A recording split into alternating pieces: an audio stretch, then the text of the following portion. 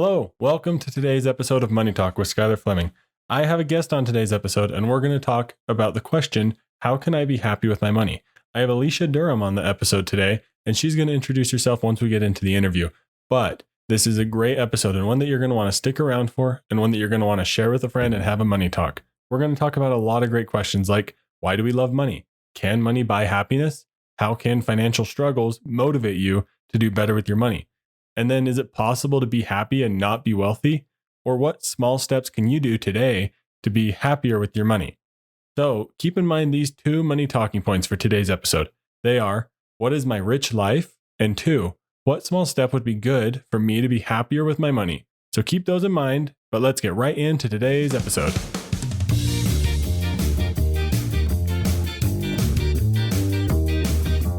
You know, we don't talk about money enough. It's a topic that gets ignored for some reason, even though it plays a role in everyone's day-to-day life. Well, this issue is what brought Money Talk with Skylar Fleming to reality.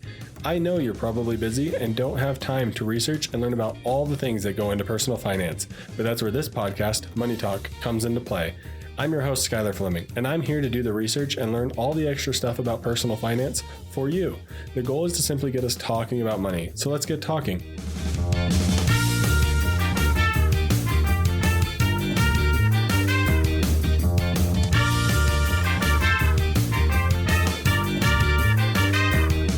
Welcome to another interview. We have Alicia Durham here with us today, and we're going to be talking about happiness and money, which is a common topic that comes up. Alicia, will you introduce yourself real quick? Yeah, so I'm Alicia. I'm a personal finance coach with Craig Dacey Financial Coaching, just really specializing in helping people break that paycheck to paycheck cycle and finding peace of mind, even happiness with their money. Awesome. Yeah, we're going to tackle the hard question of can money buy happiness later in today's episode. But let's get started just right out the gate. Why do people love money so much? Why is there maybe a question of it even bringing happiness? Yeah, that's a great question. And it's one I've thought about quite a bit. And I don't know if it's necessarily that we love money, but we love the idea of what money can provide for us. On a very fundamental level, money can provide our basic needs, right? So a roof over our heads, food, clothing, transportation. So on a basic level, money absolutely provides our needs. And then even beyond that, it can provide some luxuries like, I don't know, that house that you want to purchase or that trip that you want to go on. Even some people feel that money will make them more powerful, provide them more freedom and even status. So it's more of money is a tool that can really provide some things that we value or want in our lives. That's what I think people love money for. Yeah, and that makes sense. Who loves the dirty dollar bill that you hold? Like that's Right. not what Ew. you love.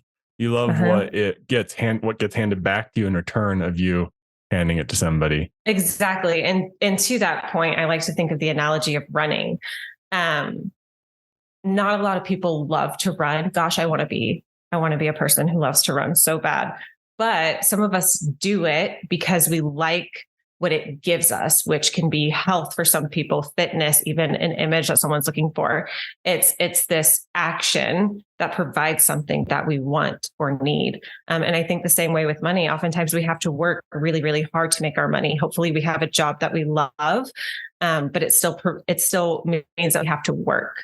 So we're working to make money to provide us with these things that we want and need. Yeah, and I even think in terms of like the opposite side of happy, like if you hate money, you're maybe hating the ways you have to go about getting it. Like you were saying, maybe you have a job you love, which can make you maybe have a better relationship with money. So I think really money's the connection to all these things that we love or hate is where I think we're going. Yeah, absolutely. I think it's so important to find work that you love, find work that is meaningful to you, and in turn be rewarded for that money. I'm totally money motivated in my job. Like I love what I do. And I love that I get rewarded with money for what I do. And so I think, man, that would be the secret sauce right there. Yeah. If you can be happy on the way you're getting the money and happy on the way you're spending the money, I think that's how that's how you buy happiness, which let's just get right into the big question is, do you think money can buy happiness? Can you go to the store and buy happiness on the shelf? gosh. So, I chose this subject and I don't know why, because happiness is such an abstract concept, right? Like it means something different to different people. And so, hopefully what I say can be easily digested by this. But I do believe, yes, to an extent, money can buy happiness. Based off of my own experience and even research out there, the general consensus is if you can get yourself out of poverty, like those few dollars that get you from poverty to not poverty, therefore providing your basic needs, that provides the biggest jump in happiness. But beyond that, if we're able to direct our finances towards our values, towards our priorities, making sure that we aren't throwing our money at interest payments for debt, stuff like that, freeing up our finances so that we can provide those things that make us happiness. Absolutely. I do think money can be a major tool in leading us towards that happy lifestyle. Yeah, I would agree. I've done an episode on this one before of can money buy happiness? And the overall point that I came to was you're not going to like directly see a direct correlation between how much money you have and your happiness. But right, as you get better with your money and do better with your money, you're going to see a reduction in that stress. Like you were saying, you're not making debt payments. You're not making interest only payments to credit cards and those sort of things. So I don't think you're going to directly buy happiness, but you're going to reduce stress, which in turn is going to increase your happiness. Absolutely. Having a nest egg is a major one. It provides security for people. So if something major comes up, like an emergency, being able to fund that emergency provides this lessened stress, right? And so therefore we're happier, like stuff like that. Absolutely, money can be a tool towards happiness. Yeah, when you're like what I've been saying, when you know you're doing it right, things are just moving smoothly. You're stress free. Like something little happens that I would think if you didn't have, like that nest egg you were talking about, that could be such a headache and then begins to compound in the wrong direction for you, where now you're putting things on credit cards.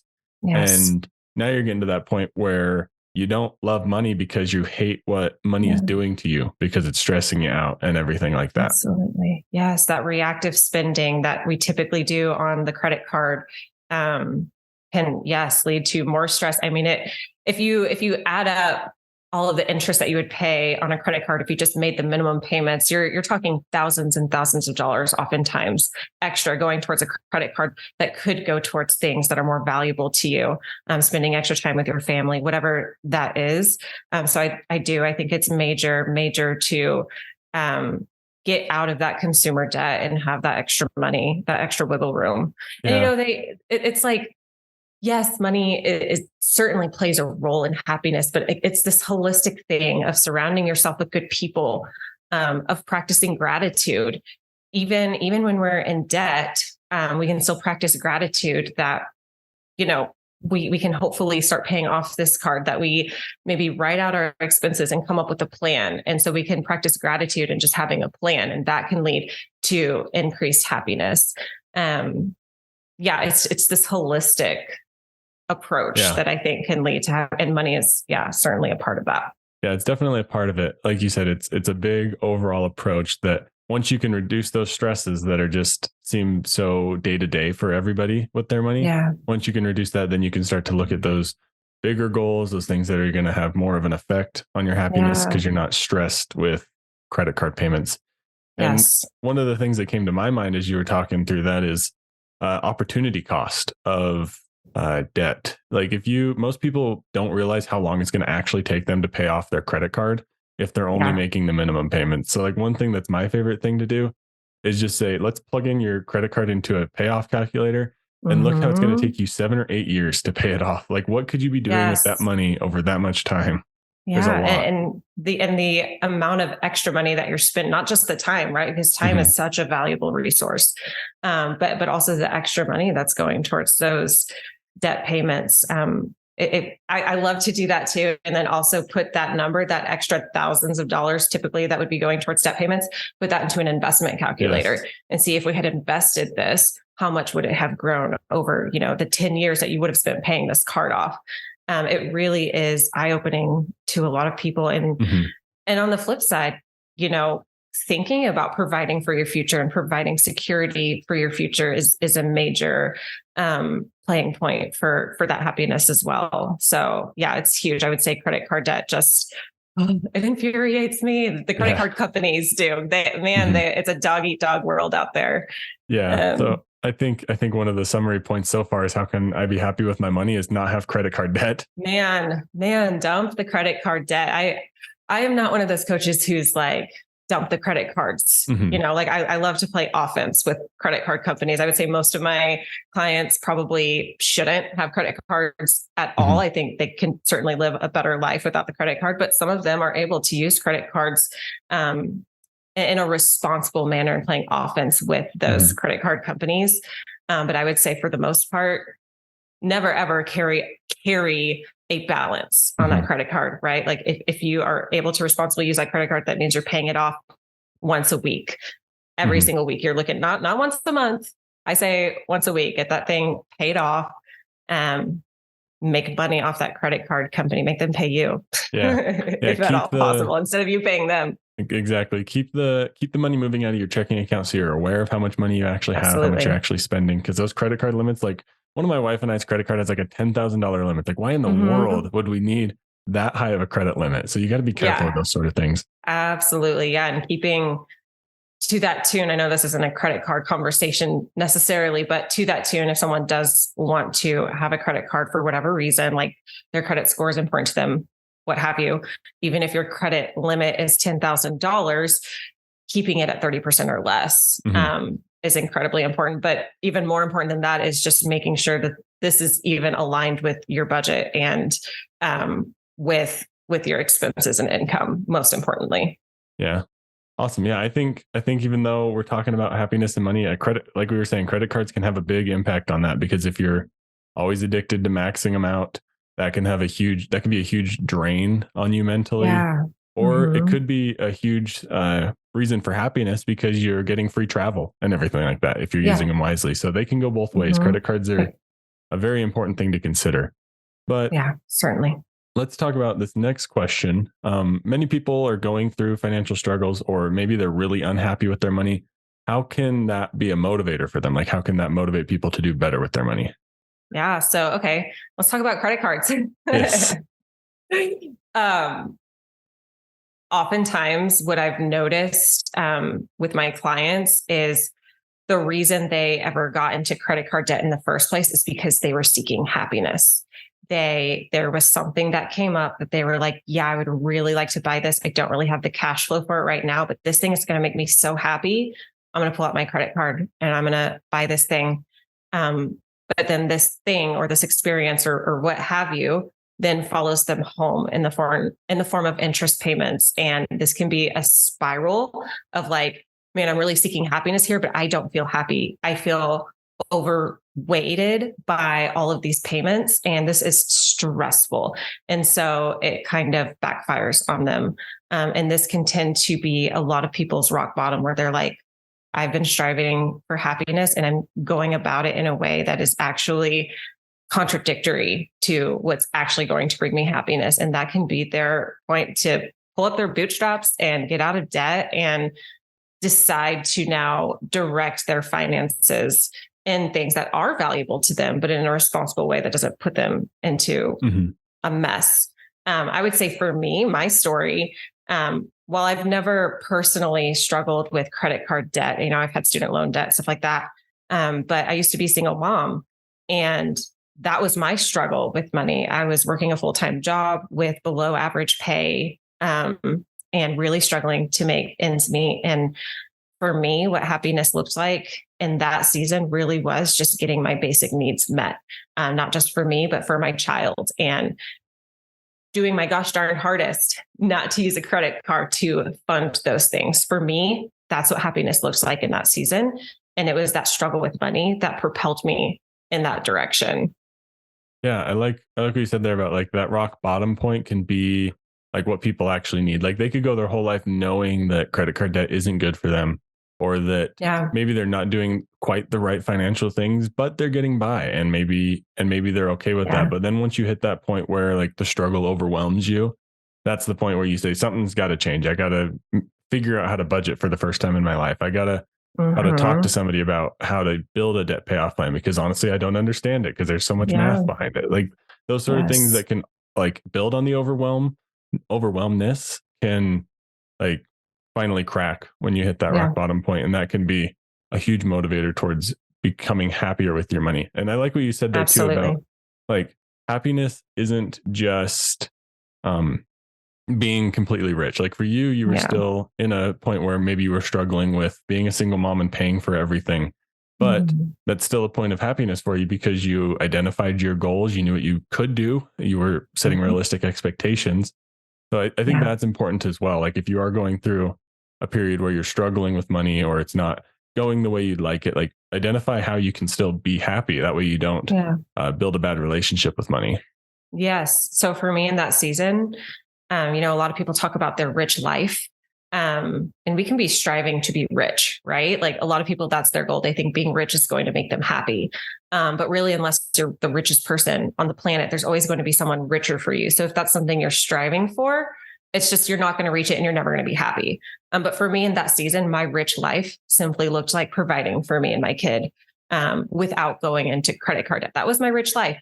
And so for someone who's just drowning in credit card debt, or maybe they've got these major medical bills that is overwhelming them, maybe their rich life just looks like, I need to cover these medical bills and get creditors off my back. Or maybe their rich life looks like all of my credit cards are paid off and now I've got a little bit of freed up money to go towards other values. So I think it's important to really consider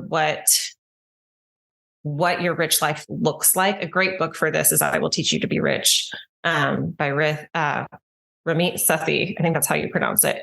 He kind of walks through this. And I think that that's so important when you hit like a rock bottom place, really consider what does your rich life look like and start working towards that. Forget about the rat race. Forget about what anybody else tells you it looks like to be happy or rich or whatever.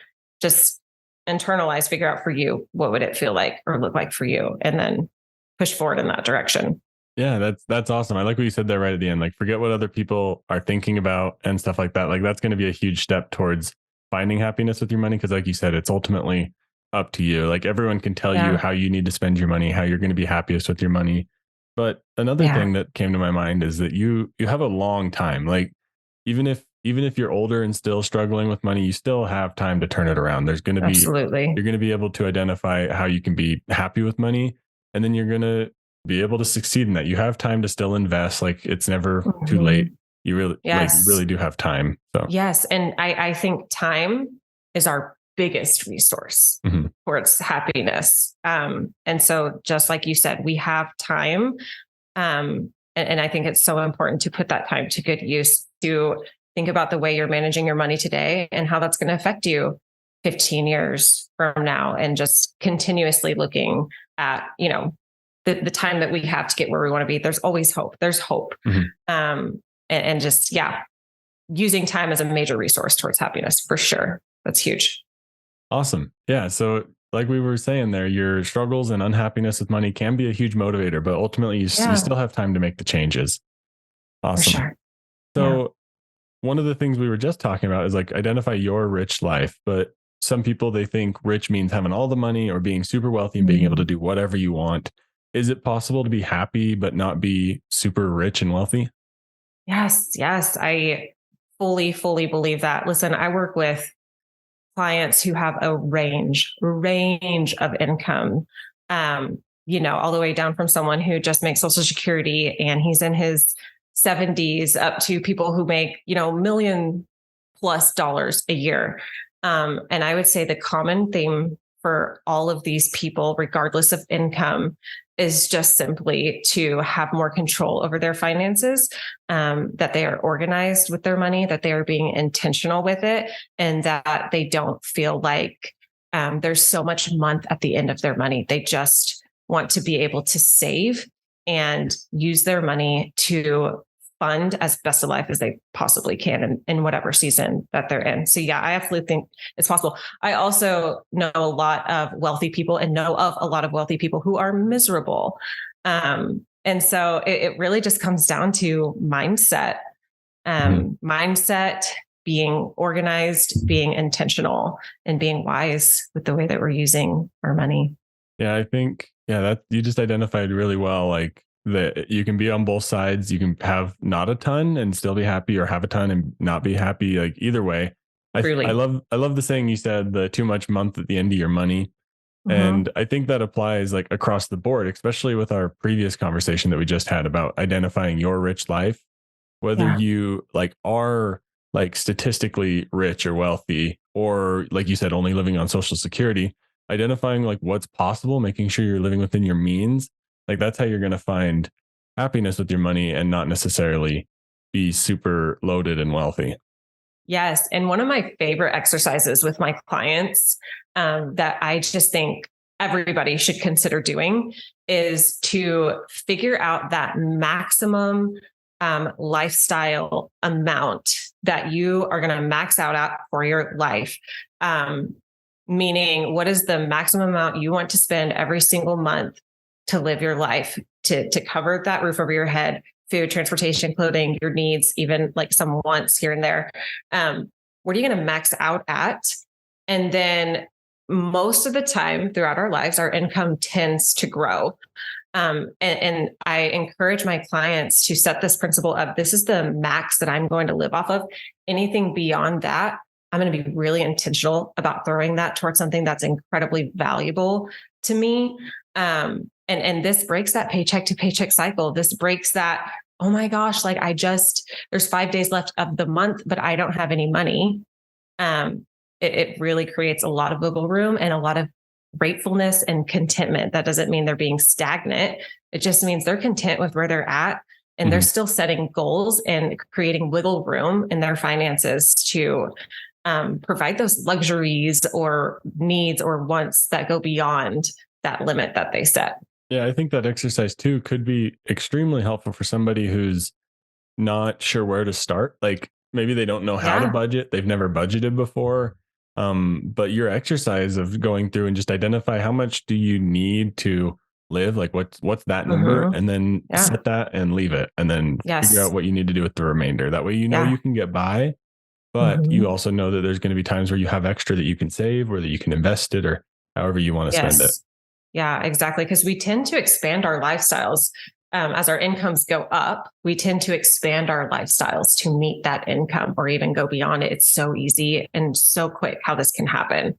And so, yeah, starting from a baseline, especially with someone who's just getting started, what's that baseline budget for you? And then hopefully as your income goes up, we're still going to stick with this baseline, but we're going to use that extra wiggle room to really like get you to that next level of financial freedom, financial, happiness.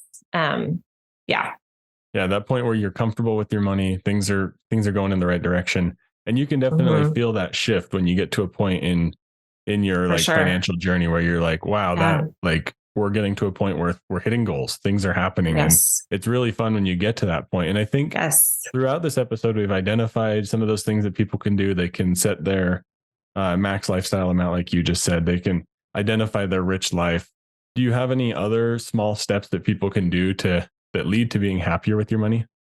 Yeah. Yeah. And I just want to point out to you that, yes, it does feel really good to start reaching those goals. It's like a dopamine hit. It gets addictive after a while. So hold on to hope. Anybody out there who just feels like they are struggling and just feel like they're just trying to get their heads above water, just get to that point, and then that momentum will pick up. Just be persistent and don't give up. But yes, I do have some other ideas, steps that can be taken to lead towards, to use money to buy happiness to a sense. One of the most important things that I would recommend is to dream. Take some time to write out where do you want to be in 1 year? Where do you want to be in 5 years, 15, 30 years? And I'm not just talking financially, I'm talking relationally, spiritually. What kind of career do you want to have, right? Like we talked about time being a major resource towards happiness. I would say more important than money. What kind of career do you want to trade your time for money, right? So where do you want to be 1, 5, 15, 30 years from now? And make a vision board. with these dreams, keep it in front of you, keep it front of mind, or this can be a Pinterest board for our more tech savvy friends out there. And start thinking about how you can direct your money today, so that it leads you towards these 1, 5, 15, 30-year goals. And then I would also say, take an honest look at your finances. I can't tell you, almost every single one of my clients, when I first get started with them, they really don't have a full understanding of their financial situation. They really don't have a full understanding of their income or their expenses, their bills, their savings, their debt numbers, because it can be so overwhelming. And we tend to protect ourselves by not looking at the reality of the mess that we're in. And so this is probably the hardest step, but I think it's incredibly important if we're going to reach those goals and dreams that we've made, is to really list out your income and your expenses. Take a good, hard, honest look at what you're working with. You might find that you actually have some wiggle room, and that's a beautiful thing. Or you might find, like I did when I made my first budget as a single mom, that you're in the negative. But you know what? That's information that you need in order to get you to where you want to be. And then I would say, have you ever heard of SMART goals? Yes. Yeah. Specific, Okay. measurable, those. Yes. So people talk about SMART goals ad nauseum, and it can be like, okay, yeah, I've heard this one a million times, but like, do it. Set some SMART goals. And yes, for those of you who aren't familiar with SMART goals, SMART is an acronym, whereas S is specific. So you're being really specific. You're not saying, I want to be rich, right? What does rich look like to you? Be very specific. It's got to be something measurable. So if you're wanting to pay off $15,000 in debt, how are you going to measure your progress towards that? It needs to be attainable. We're not saying I want to be a millionaire in 2 months, right? Like that, it could happen, but it's not exactly all that attainable. So therefore not very motivating, and you're less likely to even try. R is relevant. And this one is my absolute favorite. It goes along with that whole like figuring out what happiness looks like to you. So make goals that are relevant to you, not goals that your parents have for you, not goals that culture has for you, not goals that you think you should have, but goals that actually mean something for you and they're relevant to you. And T is time sensitive. So it needs to be goals that there's a timestamp to it. And this isn't like a pass or fail. Like if I don't reach this goal by this date that I set, I failed. So create a range of dates that would still be a win for you. So like it could be like even a year, like within this year, I want to reach this goal, depending on what that goal is. Yeah. And I think the time part can be the real motivator, because you know that you're coming up on that deadline that you set for yourself. And I think to go along with the SMART goals, accountability partners can be another huge step towards. That was one of my steps, is gather a team of people to walk alongside you, to hold you accountable, people who will support your goals, not people who will judge you for them. But you need people who are going to support you and walk alongside you to reach those goals. And of course, get organized, get intentional. Budget. I know people like, it's the B word, budget. I hate budgets. They're restrictive. Set a budget. Budgets are not something that are meant to restrict you. If you have a need or a want, what we're doing is we're looking at the budget to figure out how we can afford that need or want, not if we can afford it. So get organized, budget, check that budget daily. I could go on and on about things that we could do to use money to fund our best lives. Awesome. Well, I think that's gonna wrap it up. So like you said, you can go on and on. There's a lot more things that you could do to help be happiest with your money. So if someone wants those more ideas, how can they contact you? Yeah, absolutely. So I would love to be one of those people that are on your team of encouragers and accountability partners. It's what I specialize in. And we've got a team of coaches who would be willing to help out too. So if anyone is interested in undergoing financial coaching, they can find us at craigdacey.com. We also have a YouTube channel. Just search Craig Dacey Financial Coaching, and there's just a ton of valuable information on our YouTube channel as well.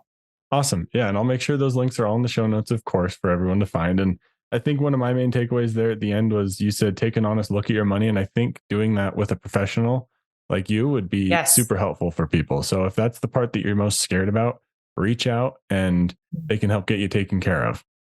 Yeah, I like to set my clients up with just a very streamlined, simple way of managing and organizing their money. And so, yeah, absolutely. Get organized, Awesome. figure out where you're at financially. Great. Well, that was a really fun conversation, and it is possible to be happy with your money. If you're unhappy right now, use that as your motivation. But Alicia, was there any last things you wanted to add or wanted to say? No, I'm just so thankful that you had me. It's been such a pleasure to chat with you. Awesome. Well, thanks for coming on, and we will make sure everyone can find you and contact you if they have any questions. Thanks. Awesome. Thanks.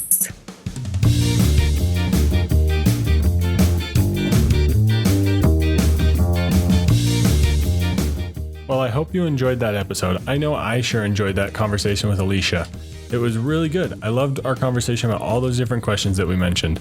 I think one of our main takeaways, or one of the things that we talked about primarily, was that credit card debt is going to be a source of unhappiness.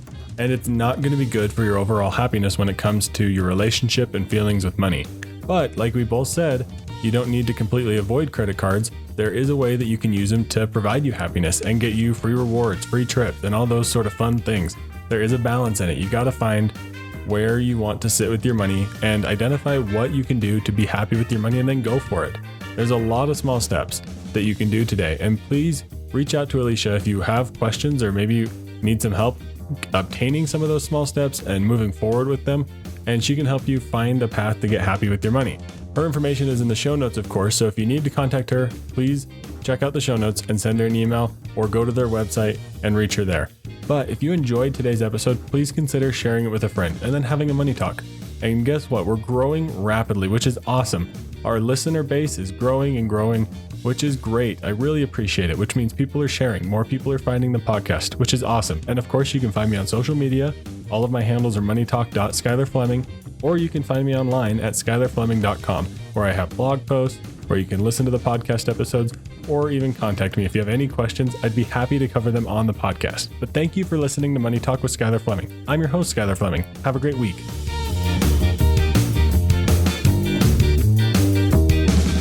Thank you for listening to Money Talk. The Money Talk show is provided for informational and entertainment purposes and should not be used for personal or specific financial advice.